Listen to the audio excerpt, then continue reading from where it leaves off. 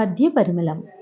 తన కోపమే తన శత్రువు, తన శాంతమే తనకు రక్ష. దయ చుట్టంబౌ, తన సంతోషమే స్వర్గము, తన దుఃఖమే నరకమండ్రు తథ్యము సుమతి.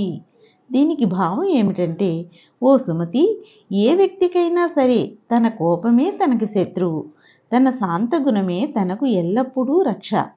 ఇతరులపై తాను చూపించే మానవతా గుణమే తనకు చుట్టం. మున్ముందు ఆ దయాగుణమే తనకు బంధువులాగా తోడ్పడుతుంది. తన సంతోషమే తనకు స్వర్గంలో వలె నిత్య సత్య సుఖాలను ఇస్తుంది. తనకు దుఃఖమే నరకలోకములో మాదిరిగా వేదనను కలిగిస్తుంది.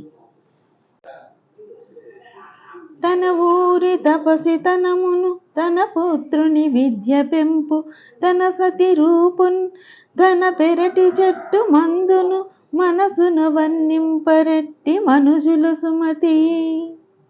ఓ సుమతి, తన గ్రామములో తాను చేసే తపోనిష్టను, తన కుమారుని విద్యాభ్యుదయాన్ని, తన భార్య సౌందర్యాన్ని, తన ఇంటి పెరట్లో చెట్లు పెరగడానికై వాడిన మందును ఎవ్వరునూ పొగడరు. తన కుమార్తె చదువు పెంపును కూడా ఎవ్వరూ పొగడరన్న భావాన్ని కూడా ఇక్కడ చేర్చుకోవచ్చు.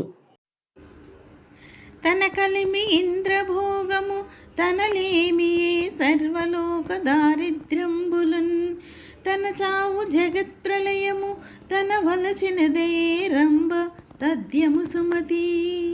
దీనికి భావం ఏమిటంటే, ఓ సుమతి, ఎవరికైనా సరే తన సంపదయే ఇంద్రవైభవంగా తోస్తుంది. తనకు పేదరికము కలిగితే ఏ వ్యక్తి అయినా సరే లోకమంతా దారిద్ర్యముతోనే బాధపడుతుందని భావిస్తాడు. తన చావే యుగాంతములో వచ్చిన ప్రళయమని అనుకుంటాడు.